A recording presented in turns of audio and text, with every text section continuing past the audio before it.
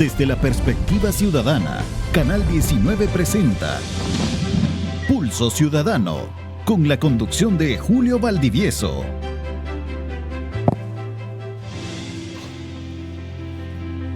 Buenas noches, hoy es lunes 25 de enero del año 2021. Esta noche tendremos como invitados a dos candidatas que van a una reelección bajo la bandera del partido Arena y FMLN. Me refiero a Carla Hernández, candidata a diputada por el Departamento de la Libertad bajo la bandera del partido Arena, y a Yancy Urbina, también candidata a diputada por el Departamento de San Salvador. Con ellas dos analizaremos cuáles son los planteamientos, cuál es su programática, cómo se van a diferenciar, qué de nuevo van a ofrecer en relación a su nueva postulación. Quiero darle la más cordial bienvenida a ambas. Muchas gracias por aceptar la invitación. Gracias, Julio, por este espacio. Yo creo que los que vamos a reelección, como Yancy, como yo, antes que hablar de las nuevas propuestas, también debemos de decir que hemos hecho en la Asamblea, porque la gente tiene derecho a saber. No puede alguien que va a una reelección ir a pedir el voto sin contarle a los salvadoreños que han hecho, y estos espacios son importantes. Muchísimas gracias. Yancy, igualmente, muchas gracias. Muy buenas noches, Julio. Carla, encantada de estar con ustedes esta noche y con todos los amigos, amigas que nos sintonizan. Muy contenta de tener este espacio para conversar sobre nuestras propuestas y cuáles son esas prioridades que vamos a impulsar en el próximo periodo.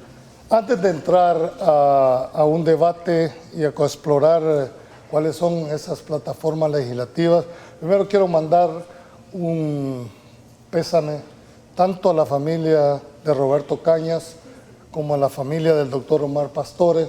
Con Roberto fuimos compañeros en distintos programas.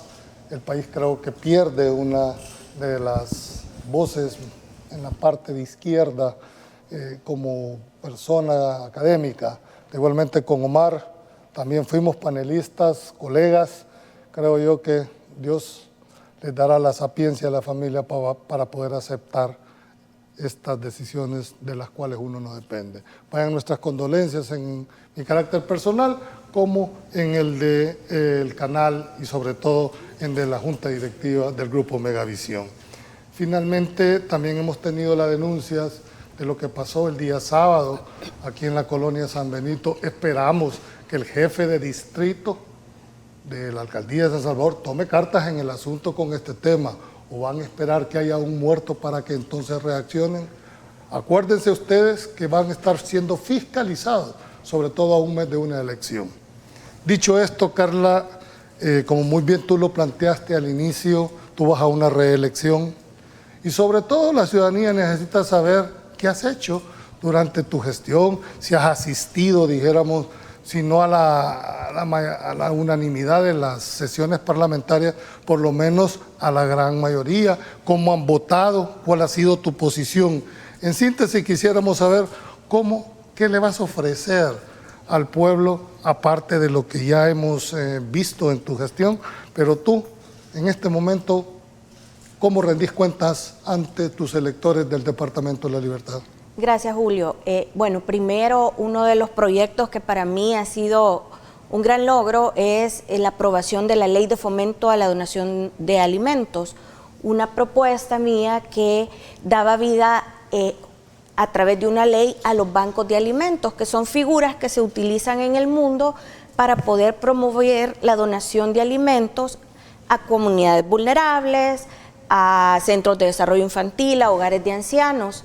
Y si bien es cierto, la Fundación Banco de Alimentos existía antes de la ley, había una limitante en cuanto a que las empresas donaran, porque no existía el marco jurídico que garantizara la responsabilidad de cada una de las partes.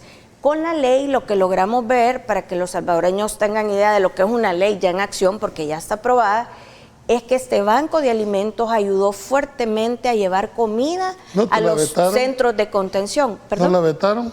No, de hecho, este proyecto fue aprobado entrando este gobierno y pues no nos lo vetaron, no observaron ni una coma, y lo que te quiero decir es que fue el conocimiento de la FAO, y ahora tú cuando te metes a la página de la FAO, la ley está como uno de los reconocimientos al país para lograr erradicar el hambre y la desnutrición. ¿Has dejado de asistir a la Asamblea Legislativa? En algún momento sí. Para los que me siguen en las redes sociales saben que padezco fibromialgia, que quiero aclarar, no es un padecimiento del que uno se muere, pero es una enfermedad crónica incapacitante que cuando recién te la diagnostican puede afectarte la movilidad. Pero para todo eso, pues mis constancias médicas estuvieron siempre a la vista de la Junta Directiva de la Asamblea, y ahora estoy mucho más recuperada, y eso me llevó, al hacerlo público, a conocer la realidad que viven las personas que lo padecen y que no tienen para pagar suplementos, el tratamiento integral que requieren. Lo he vivido, y a raíz de esto y la solicitud de muchas personas he presentado a la Asamblea Legislativa un proyecto para que se reconozca de interés nacional el tratamiento de este padecimiento. Ok, Yancy, tú también vas a una reelección, te hemos seguido a través de los medios de comunicación, has sido una férrea, dijéramos, luchadora desde tu punto de vista, sobre todo en aquellos casos en que tú has considerado, dijéramos, que no le ha asistido la razón al Ejecutivo. Quisiera preguntarte, ¿tú crees que has hecho uso de los instrumentos de control político que ha tenido, dijéramos, la Asamblea Legislativa sobre el Ejecutivo? Creo, Julio, de que en ese periodo hemos tenido un reto muy importante, que es hacer uso de todas las instancias que tiene el Estado para la protección del interés de todos los ciudadanos y las ciudadanas. Debo decirte que una de mis principales prioridades ha sido el garantizar el buen uso de los fondos públicos. Hemos hecho una acción muy permanente de vigilancia al respecto, pero también hemos hecho todas las denuncias que corresponden cuando hemos advertido que los fondos públicos están yendo hacia otros fines que no son los aprobados. Pero hay una parte importante que hemos hecho también, y es procurar el apego a la ley en todo el funcionamiento de las finanzas públicas y en diseñar todos los parámetros que son importantes para que hayan los mecanismos de Contraloría, pero también hayan los mecanismos de verificación del uso de los fondos públicos. Ese tema creo que ha sido uno de los que en el periodo me tomó más tiempo, he dedicado buena parte a ello, pero también debo señalar que he tenido una participación activa en otro tipo de legislación muy importante, que es para la protección de la economía de las familias. A ti, bueno, ustedes se recuerdan de que yo estaba en la Defensoría del Consumidor, y uno de los temas en los que siempre intervengo en la Asamblea Legislativa tiene que ver también la economía de la familia. Ahí, por ejemplo, Julio, creo que Carla estuvo también en este proceso de una ley muy importante, porque es una reforma, la reforma de más calado que hemos hecho a la ley de telecomunicaciones, para lograr más equilibrio en el mercado de las telecomunicaciones, que tú te recuerdas que en este país ese tema está bastante desregulado, en el tema, por ejemplo, de telefonía móvil, internet, televisión por cable. Son temas que todavía el país no tenía la legislación, y hemos hecho una reforma muy importante en el periodo que ha mejorado notablemente la regulación en el servicio. Pero también hicimos cosas importantes, como la propuesta de ley de comercio electrónico, por ejemplo, que son pasos importantes en las nuevas reglas de los mercados. Yo creo que esos dos temas que tú los vamos a ir desarrollando, porque es precisamente una de las grandes demandas que hace. ¿Por qué dice entonces de que la Asamblea Legislativa ha entorpecido la labor del Ejecutivo? Creo que es un cálculo político para confundir a la ciudadanía, y hay que reconocer que como Asamblea no hemos logrado comunicar todo lo que se hace. Voy a darte otro ejemplo de algo que se hizo, que fue iniciativa de un colega de Morazán y de Ricardo Velázquez Parker, que ya es ley que cada 15 a los meseros se les tiene que pagar sí o sí la propina que se carga cuando te cobran, porque en algunos comercios se lo retenían y a veces no se les daba, pero ya hay disposiciones claras en la ley, que fue una propuesta de diputados de Arena, que ya es ley, para que usted que trabaja y que tiene una propina que se carga al servicio que se presta, exija que cada 15 se lo paguen. Todo eso es bien importante, pero a veces ha faltado comunicar. En mi caso, hice una propuesta para que se reconociera la estabilidad laboral para trabajadoras con cáncer de mama, y la Comisión de Trabajo tuvo a bien extenderlo a personas con enfermedades crónicas incapacitantes. Gente a la que le da miedo ir a sus controles porque después los despiden de los trabajos, ahora pueden ir con la tranquilidad de que los respalde el documento médico y sin el miedo de que los vayan a despedir, porque ya hay estabilidad para estos trabajadores. Y ahí tuve el acompañamiento de todas las fracciones en la Comisión de Trabajo y en el Pleno Legislativo. Okay. Entonces creo que ha faltado, Julio, respondiendo a tu pregunta, comunicación de lo que se hace en la Asamblea Legislativa. Bueno, se dice, Yancy, que en política la percepción es realidad. ¿Cómo te explicas entonces el nivel que tiene, de acuerdo con las últimas encuestas, la percepción que tiene sobre la gestión del presidente con un 8.6? Bueno, Julio, hay que ver también de que estamos frente a un momento muy complejo en la vida del país. Y fíjate tú que reflexionaba con la pregunta que estabas diciendo, bueno, y entonces, ¿cuál ha sido el problema con la controversia con este presidente? Bueno, amigos, amigas, ustedes lo saben, es el dinero. ¿Cuál fue la razón? ¿Dónde empezó ese encuentro, ese encontronazo, digamos, entre la Asamblea Legislativa y el Ejecutivo? ¿Por qué el Ejecutivo de pronto tiene una política agresiva de descalificación a la Asamblea Legislativa y empieza con una presión y con aquella famosa frase de aprieten el botón, ¿verdad? Como descalificando al primer órgano del Estado y la labor que realiza la Asamblea Legislativa? Y tú te recuerdas que justamente, bueno, estamos muy próximos al 9 de febrero, y tú te recuerdas que la razón principal que argumentó para el golpe de Estado que dio a la Asamblea Legislativa con el despliegue de la policía, la invasión con las Fuerzas Armadas al primer órgano del Estado, fue el presionar para la aprobación de un crédito. ¿Te recuerdas? Ese tema fue, ¿cuál era la justificación? Apruébenme un crédito de 109 millones. Y tú te das cuenta, bueno, y esa presión vino extendiéndose posteriormente con el periodo de la pandemia. Realmente hemos tenido una controversia muy fuerte por el uso de los fondos públicos, porque la verdad es que a este presidente lo único que le interesa son el dinero público, los fondos que han estado a disposición, que de muy buena fe la Asamblea Legislativa aprobó, ¿verdad? Porque tú te recuerdas, entrando la pandemia, de una preocupación grande. Eso que tú estás diciendo, en el caso de la FMLN ustedes han sido, dijéramos, más consecuentes, pero ¿cómo se explican si no son transparentes, si no quieren rendir cuentas, si no actúan de manera de cara? ¿Y por qué les siguen aprobando entonces los créditos? Pues, ¿o por qué les aprobaron los créditos? Porque si uno no está satisfecho, y sobre todo el rol que a ustedes les toca jugar como fiscalizadores, la pregunta sencilla que hace la ciudadanía, bueno, ¿por qué se lo aprobó? Es más, el presupuesto fue aprobado, ¿verdad? Aún con todo el defecto que no fue con la ley AFI, no se presentó la declaración jurada, sin embargo le aprobaron el presupuesto. Sí, yo creo que ha faltado ser más contundente y que no todo sea solo para que no se vaya a enojar el presidente, ¿sabes? Porque la Asamblea no debe en ningún momento convertirse en el pasapapeles de cualquier gobierno de turno, porque por eso tenemos un sistema de pesos y contrapesos. Es correcto. Y creo yo que, por ejemplo, cuando fue el periodo de la pandemia, claro, estábamos frente a una situación que no sabíamos qué dimensiones iba a tener.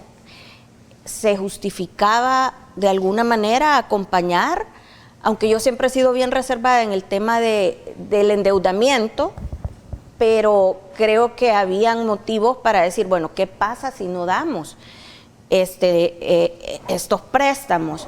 Pero lo que ha comprobado el tiempo es que este gobierno ha agarrado de caja chica el Estado para hacer campaña, para comprarle a los cheros, para todo eso. Entonces yo sí creo que la política interna de cada partido debe de ser contundente en relación al endeudamiento de aquí en adelante, al presupuesto, si no cumple. ¿No han jugado ustedes ese rol de oposición? Siento que nos ha faltado un poco, hay que reconocerlo, porque la gente no es tonta y se fija. Y por ejemplo, los que esperan ver un partido más fuerte, quizás en aras de dar gobernabilidad hemos acompañado, pero es irónico, porque nosotros hemos tratado de dar gobernabilidad, pero el Ejecutivo se vive quejando de que no se le aprueba nada. Entonces, para aquellos que ahora vayan a estar diciendo, no, pero es que ustedes todos se han opuesto al presidente, no es cierto. Se le ha acompañado pensando en el país. Compartí, Yancy, tú, porque cuando uno revisa las encuestas, la percepción que tiene, la calificación que le dan a la Asamblea es del 3.6, a pesar de que puedan tener la razón, ¿por qué la ciudadanía sigue teniendo esa percepción? Sí, mira un cosito, porque nosotros como FMLN hemos sido muy fuertes en el planteamiento sobre el uso de los fondos públicos, y en algunos casos no hemos acompañado, y tú lo sabes, préstamos que en nuestro criterio no han cumplido con todos los requerimientos de ley y no han cumplido con el fin con el cual se hizo aquella aprobación de los 2.000 millones de dólares. Yo te recuerdo, en el caso del FMLN votó por los 2.000 millones de dólares, pero el 1.000 millones que negoció el gobierno con los otros partidos, nosotros ahí no tenemos esa responsabilidad, porque en eso nosotros no emitimos ningún voto a favor de los 1.000 millones.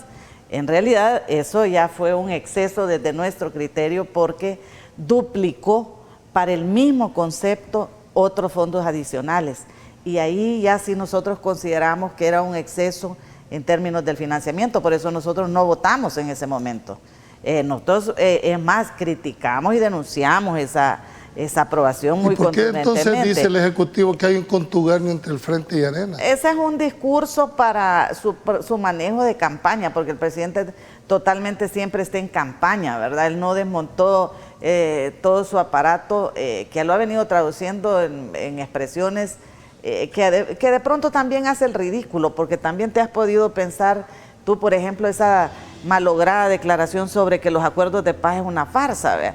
Y las víctimas se impusieron, las víctimas reivindicaron su derecho a ser reconocidos, cambiaron, y tuvo un revés muy fuerte. O sea, esa ligereza de lengua a veces puede traer también otras consecuencias.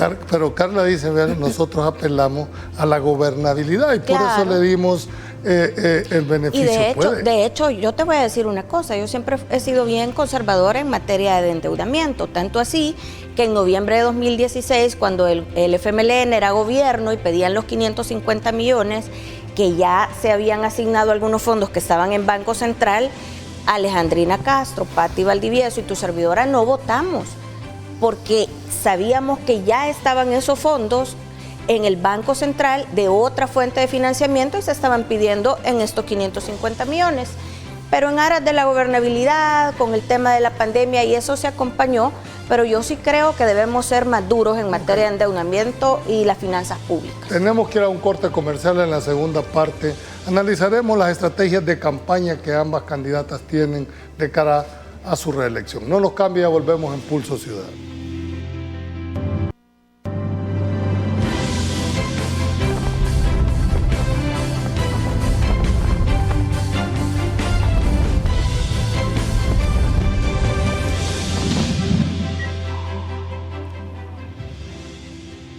Gracias. En este segundo segmento trataremos de abordar el tema de las estrategias electorales, sobre todo que la diferencia con el partido Nuevas Ideas de los dos partidos es que al Frente y Arena y a los demás partidos se les puede juzgar, porque ya han sido ambos, en este caso, dijéramos, han ostentado en el Ejecutivo.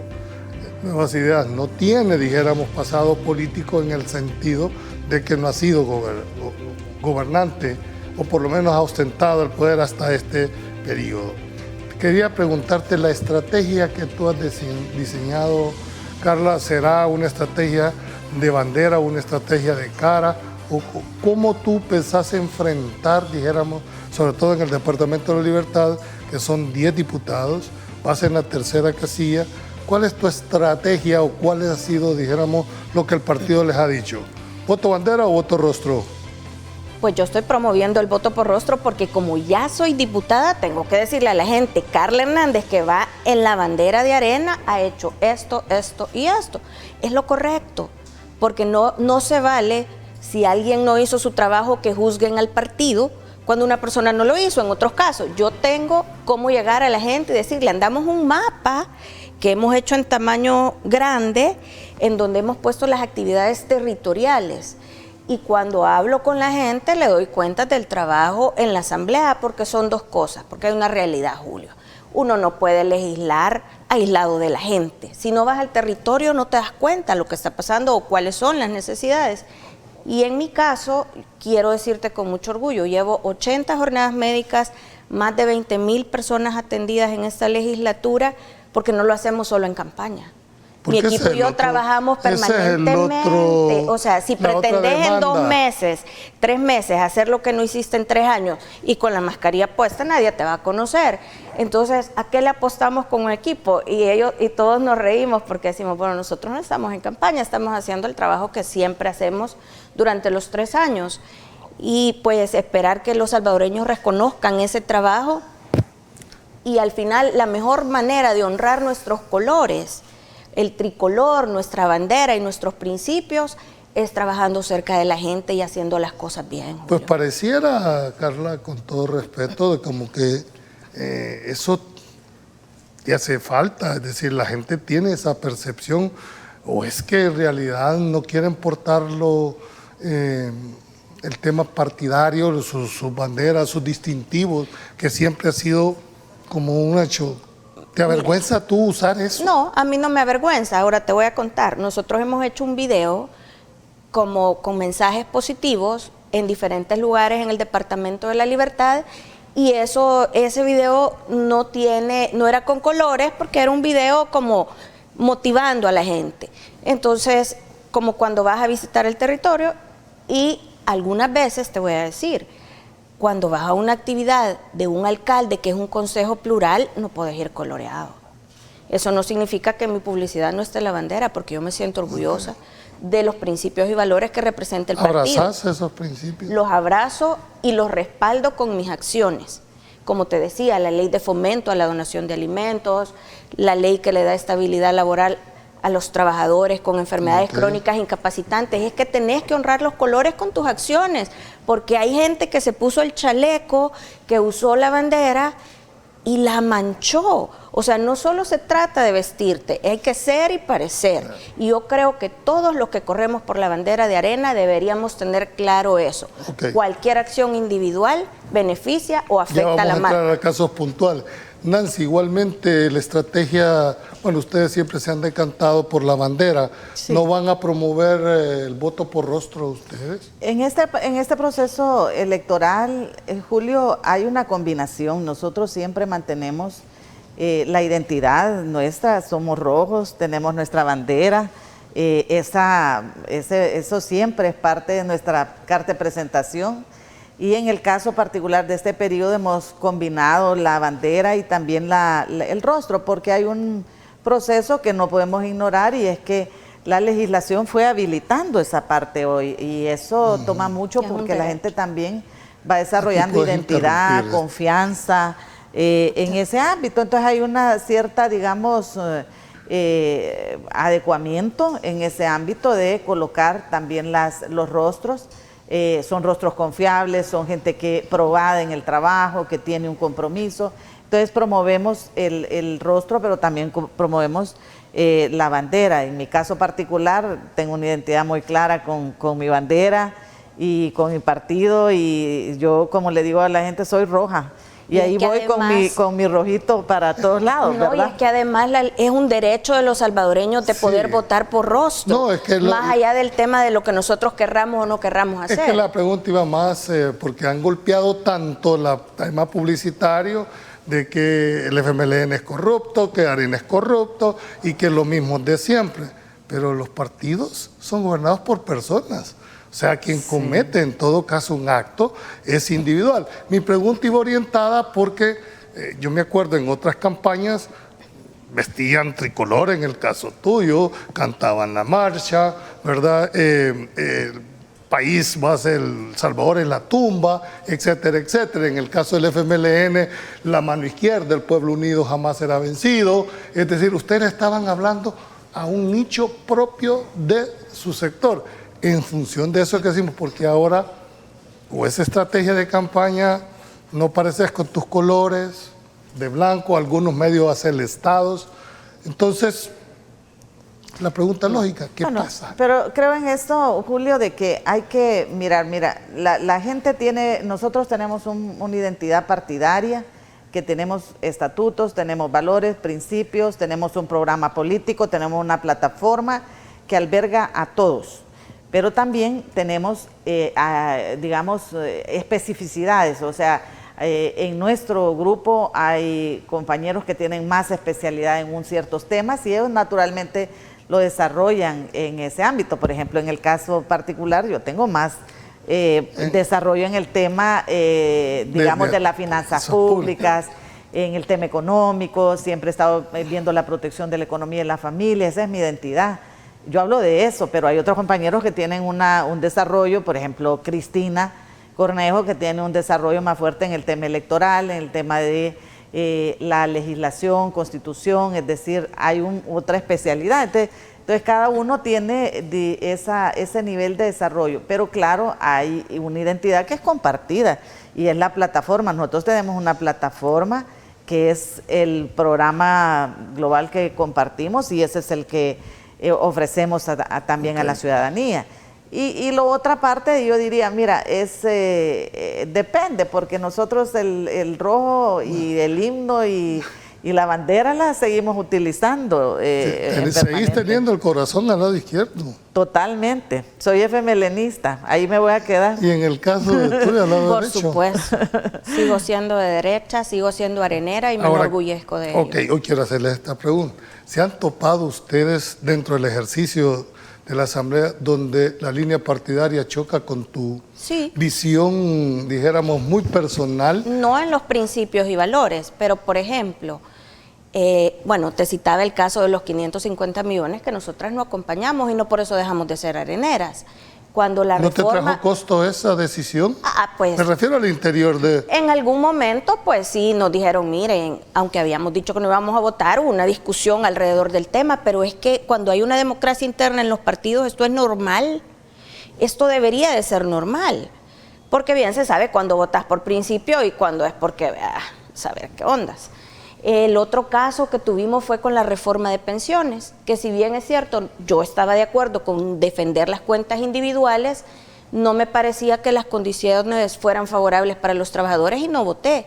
Lo dije a la fracción, no voy a acompañar por principio y no acompañamos ni Pati ni Alejandrina tampoco y aquí seguimos.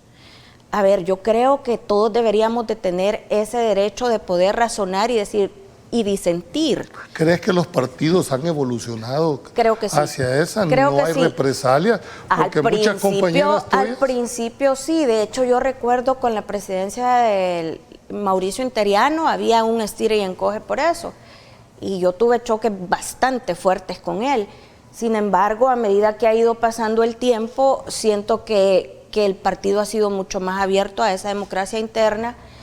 Y es bueno, porque la Constitución dice que los diputados no estamos ligados a ningún mandato imperativo. Esa es la parte formal. Es la parte formal, pero es que la debes de cumplir. Porque la realidad es otra. Bueno, yo por lo menos he votado por principio y a veces me han dicho, mire, ¿usted por qué acompañó con ese préstamo? Y ni modo, acompañé porque creía que debía acompañar y a veces me han cuestionado. Pero los que me conocen saben que difícilmente me van a decir. Esa es una de las razones, Yancy. Ustedes han sido, dijéramos, más cohesionadas, han sido más, dijéramos, como partido, más consecuentes. Ustedes, que yo tenga uso de memoria, no he visto votar, dijéramos, razonada o en contra de esto. ¿Ha chocado alguna vez la línea de partido con tu forma de convicción en un punto determinado? Fíjate que en los momentos donde ha habido una diferencia se debate y yo creo que eso hoy es un tema importante. Por ejemplo, la ley de reconciliación nacional, esa fue un debate fuerte, al interior de ustedes. Claro, intenso, y la decisión que se tomó como colectivo y creo que ahí tuvimos una discusión muy, muy fuerte también con la dirección del partido, es decir, pero el grupo parlamentario analizó, precisó, fijó posición, dio un debate muy fuerte sobre ese tema y se terminó votando como el grupo parlamentario estableció. Es decir, en esa parte yo creo que el debate, la construcción de un cuerpo de compañeros, compañeras que también hacemos un debate a lo interno y que también frente a la dirección del partido lo hemos planteado en varias ocasiones, ahí ha terminado imperando la decisión colectiva. Y en realidad en eso creo que nos ha contribuido mucho porque hemos llevado una legislatura muy cohesionada, es decir, hay una legislatura, una fracción del FMLN muy compenetrada en los temas que vamos abordando y con mucha decisión y participación. Creo que ahora lo que es claro es que hoy tenés una participación mayor, hay un debate mucho más intenso sobre temas que... ¿Y ese puede considerarse obediencia o disciplina partidaria? Mira, lo que creo yo es que en este tiempo más bien estamos hablando de una construcción colectiva, de conducción, incluso en el grupo parlamentario mismo. Okay. Por ejemplo, nosotros tenemos un colectivo de conducción, es decir, la jefatura de fracción en el FMLN, en el grupo parlamentario del FMLN no es una persona, somos 6 personas.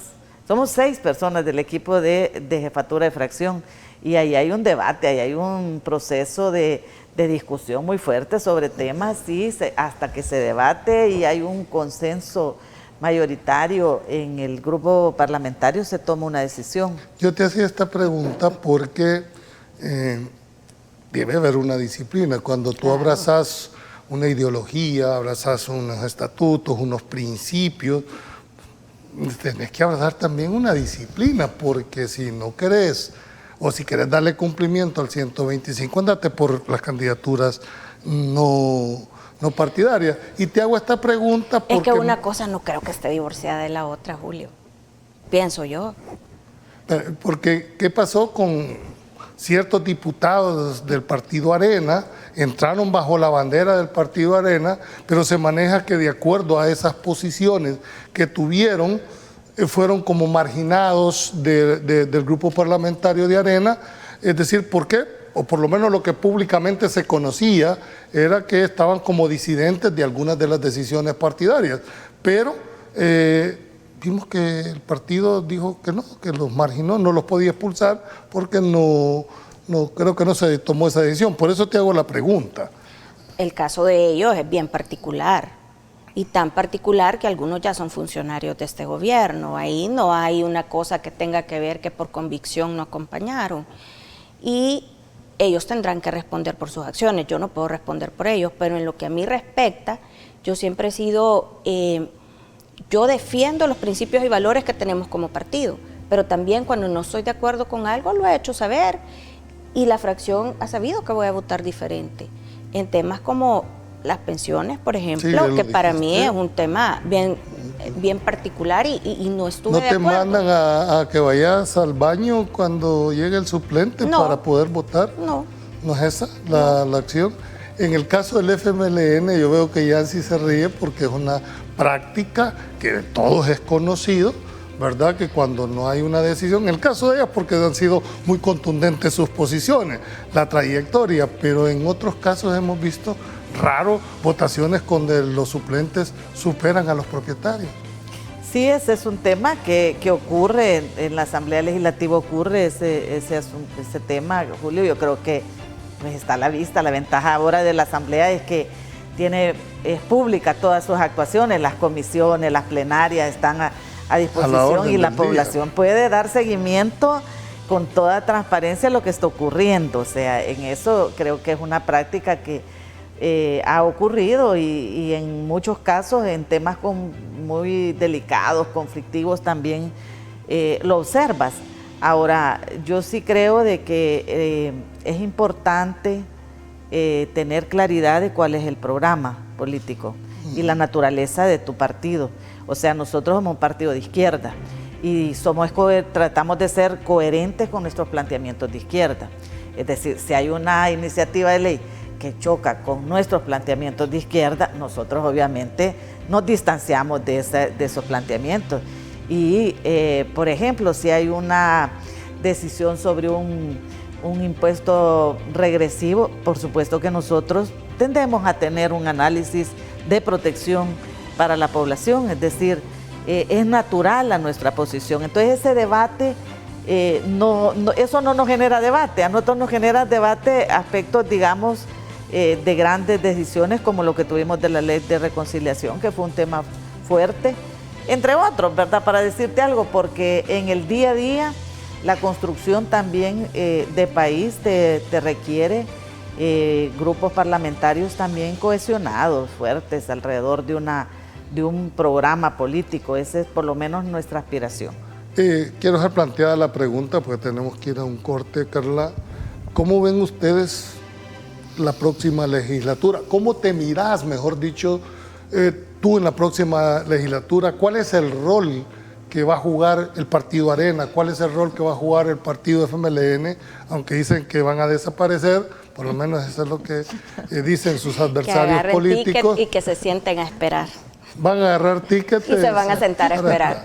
Bueno, entonces, dándoles el beneficio, ¿verdad?, de la duda, me gustaría que me plantearan cuál debería ser el rol, sobre todo que les va a tocar en un momento aún más difícil, porque hay que dejarlo muy claro, la Asamblea funciona la correlación de fuerzas, funciona la aritmética legislativa, y si ustedes no tienen los 29 votos, me gustaría saber cómo van a enfrentar el próximo legislatura. No nos cambie, ya volvemos en Pulso Ciudadano.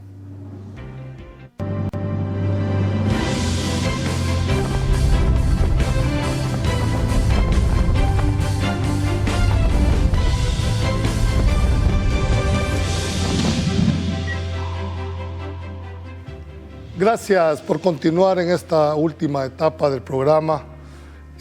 Quisiera preguntarles cuál va a ser el rol que ustedes se ven en el caso que las encuestas se confirmaran que ellos, el partido Nuevas Ideas, tuvieran la mayoría o el control de la mayoría.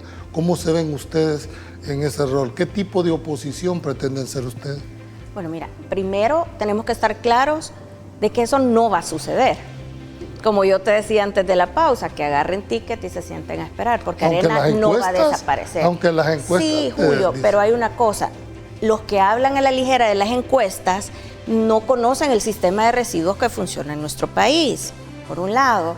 Por el otro, yo te voy a decir una cosa, el que va al último rincón de los cantones se da cuenta que esas encuestas no son un reflejo de la realidad.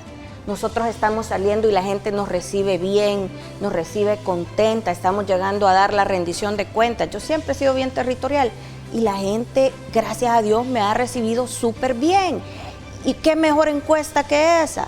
Obviamente van a tener una cuota de poder en el Ejecutivo, pero yo les quiero dar un mensaje. En la Asamblea los acuerdos se toman con 43. Así que cualquier ley debe de salir del consenso y debemos de llegar con la disposición de llegar a consensos. Pero porque si quieren llegar a mayoría? imponer, no van a tener 43, Julio, no, es que es imposible, o sea, quien conoce nuestro sistema sabe que matemáticamente no da. Alguien dice por ahí, Carla, que el consenso es el poder de las minorías. ¿Es eso así?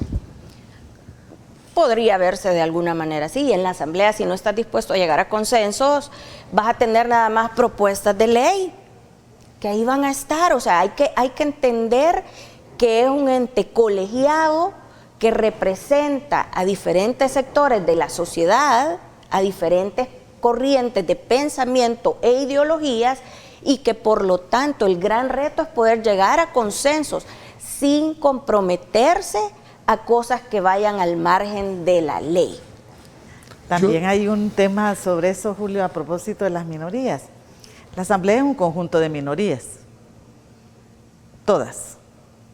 Hasta esta fecha, ninguno tiene mayoría en esa Asamblea Legislativa, por lo que te estaba comentando de el sistema de partidos que tenemos, el sistema de cocientes, el sistema de residuos, el sistema electoral que nosotros tenemos, tiene esas características. Entonces lo que tenés en la Asamblea es un conjunto de minorías, es decir, ninguno Ningún partido actualmente tiene la mayoría, entendiendo como la mayoría los 43 votos que requiere una votación. El resto todos son minorías. Entonces hay que tener en cuenta un elemento importante. La Asamblea Legislativa en su conformación tiene un sistema organizado para la toma de decisiones.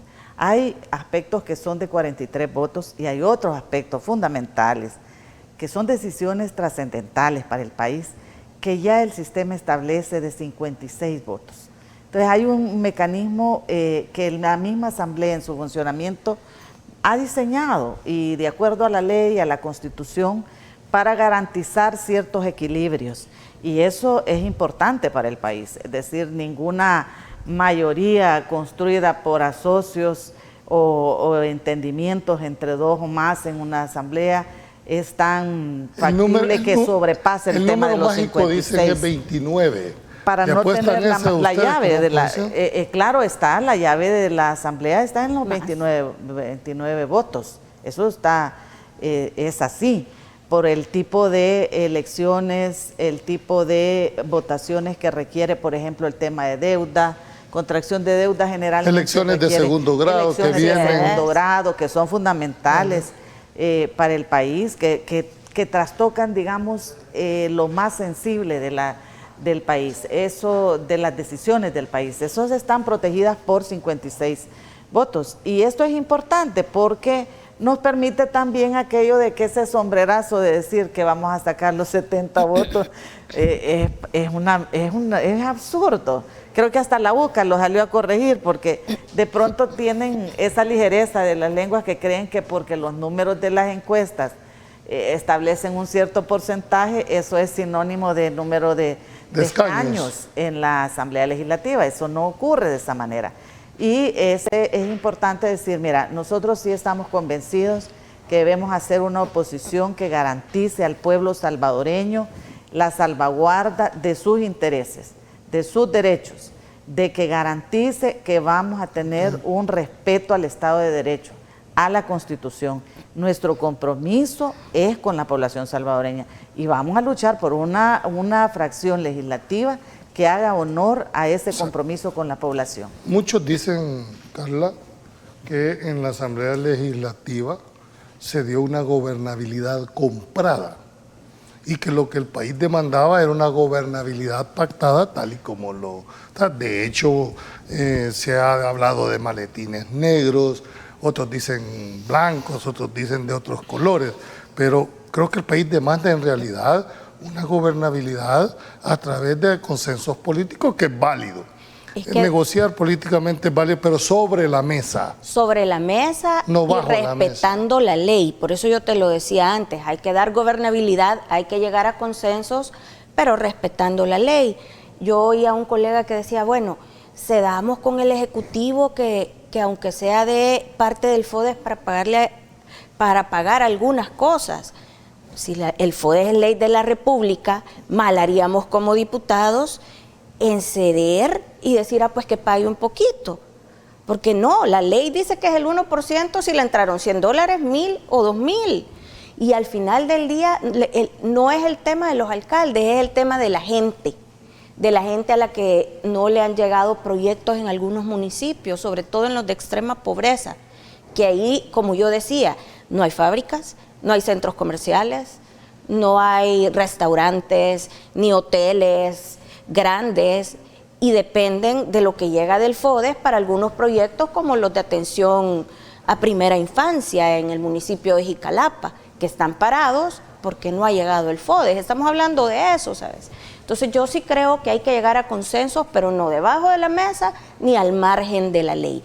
Ese tipo de oposición debemos de ser. Y hay otra cosa, miren, cuando el Ejecutivo se venga a dar cuenta, ese pleito que ha provocado se va a traducir en desempleo. ¿Cómo así? ¿Qué empresa viene a un país donde no hay estabilidad jurídica, donde hay intentos de golpe de Estado, donde hay una confrontación permanente entre el presidente y el legislativo y todas las semanas son semanas de vetos? Yo creo que hemos tenido la mayor cantidad de vetos en la historia del país en 2 años. ¿Y en qué se traduce eso? En desempleo. porque las empresas no llegan a invertir a países donde hay inestabilidad jurídica e inestabilidad institucional. ¿No lo ven ustedes como un control político también que el Ejecutivo debe de tener sobre el Legislativo?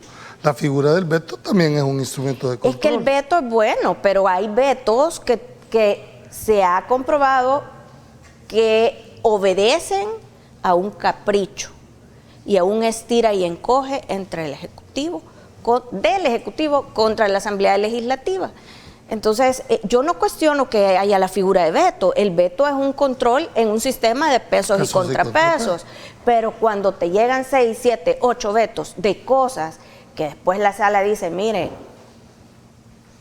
cuando lo hemos superado, ¿da la razón? Yancy, igualmente en ese planteamiento, tú que ya tenés también ya tiempo en la Asamblea, sos de las diputadas que más fogueo político han tenido.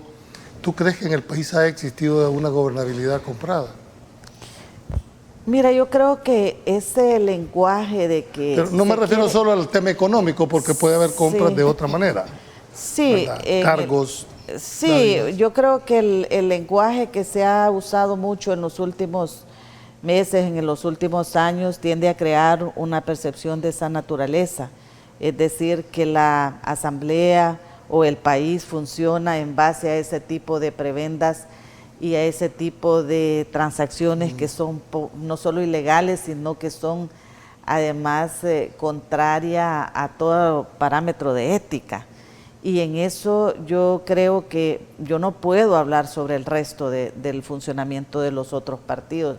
Ahora, en el caso de nuestros diputados, diputadas, mantenemos y tratamos siempre de mantener mucha coherencia en ese ámbito y no nos vemos expuestos a ese tipo de intereses, no nos exponemos a ese tipo de intereses, claro está. Ahora, yo creo que también acá, Julio, hay un manejo bastante perverso del tema. Por ejemplo, y lo he vivido, yo he estado 3 años en la Asamblea Legislativa y yo veo hoy, por ejemplo, el uso de ese famoso maletín que ahora algunos dicen, no es negro, es celeste. Y cómo es que opera en ese mecanismo, yo creo que también ahí hay una discusión pendiente del país. Yo a eso creo que hay que avanzar en varios elementos. Uno, por ejemplo, nosotros debemos de mejorar la ley de probidad. Debemos de tener una nueva ley de probidad. Nosotros también debemos de tener, Julio, una ley de transparencia fiscal que transparente muchas cosas en este país. También debemos de tener, fíjate tú, aquí no se admitió la declaración de patrimonio, pero sí debería de haber una declaración de intereses económicos y eso lo deberíamos de transparentar. ¿Qué funcionarios son accionistas, miembros y tienen dentro de las empresas? De tal manera de que lo declaren para que después no estemos frente a situaciones como las que hemos observado durante estos meses, de que las compras se hacen a empresas de los funcionarios mismos. Y entonces esa situación no puede seguir pasando. Yo creo que ese tema de que si es comprado, si es de otro orden, yo más bien diría, miren, el país necesita avanzar en estas leyes que te he mencionado, y la imprescriptibilidad de los casos de corrupción. Para mí eso sería también un avance. Uniendo los dos, lo que pasa es que en el caso que tú planteas de la imprescriptibilidad, pues hombre, ahorita tienen la suficiente correlación porque eso merece una reforma constitucional. Claro. Pero ¿por qué no han ido 10 diputados, 5 de Arena, 5 del Frente, a presentar lo que Yancy está planteando? Porque eso son acciones, porque lo demás se queda en simplemente aspiración o propuesta. Es decir, ¿por qué no dan ese paso? Y finalmente también las dos preguntas. ¿Tú no crees que es más aplicación que de ley? Es porque correcto. hoy estás aplicando la ley que data desde 1959. No, y hay una ¿Es ley cosa, o es Julio. aplicación? Yo creo que hay que mejorar los mecanismos de control, indudablemente. Sin embargo, ¿qué pasa? Vayamos a ver cuántos funcionarios no han presentado la declaración de probidad y como que no ha pasado nada. Ahí están. Entonces, igual, yo pongo el ejemplo de la ley. ¿Por qué no los exhiben? Pues, sí, se han exhibido hasta el cansancio, pero nosotros, aparte de exhibirlos, reformás la ley y ¿qué pasa? No pasa nada. El FODES es ley y no lo pagan. La deuda política es ley y tampoco la dieron. Y como ves, este gobierno se ha acostumbrado a operar en la ilegalidad. Vale, la declaración jurada, las declaraciones de probidad, si hay funcionarios que no las han presentado. Entonces, es una cuestión de aplicación de la ley o de la ley. Yo coincido con Yancy en que hay que mejorar algunas cosas en materia de legislación. Sin embargo, hay cosas que siendo ley no se está exigiendo que la cumplan los funcionarios. Pero es que, mejor Julio, apaguemos la luz. imagínate esto, Julio, porque de ¿cuál es la sanción por la no presentación de una declaración jurada? Multa. $60.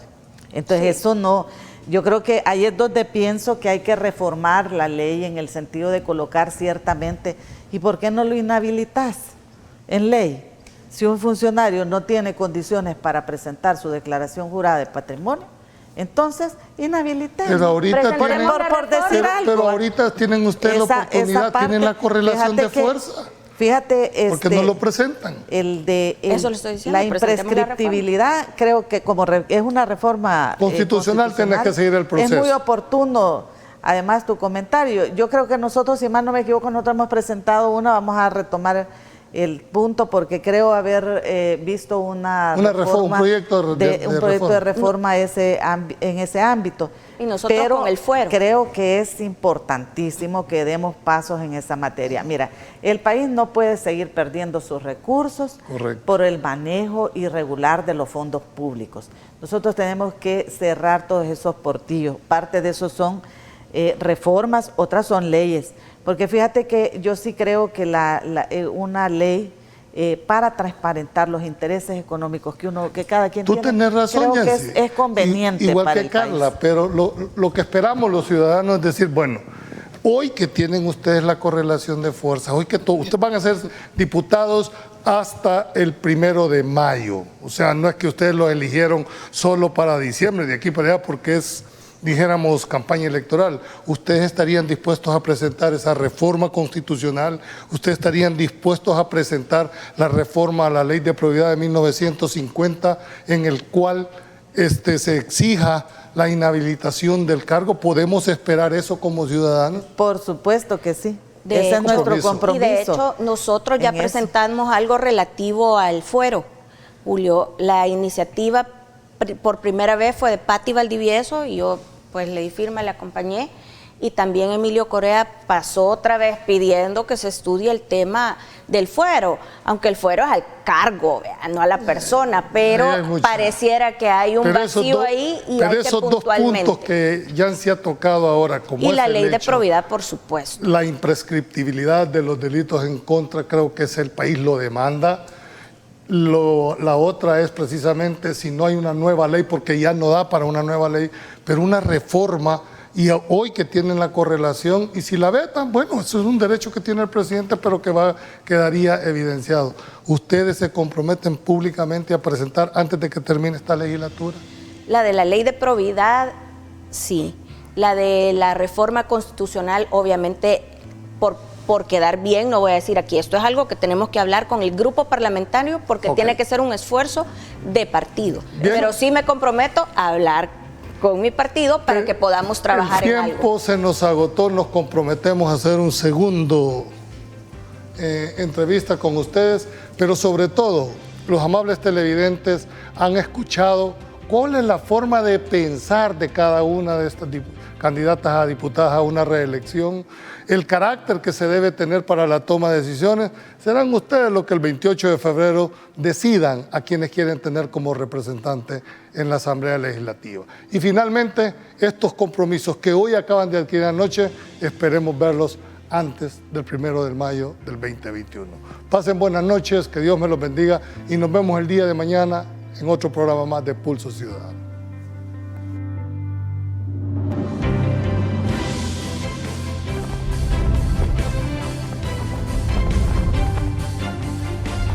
Desde la perspectiva ciudadana, esto fue Pulso Ciudadano.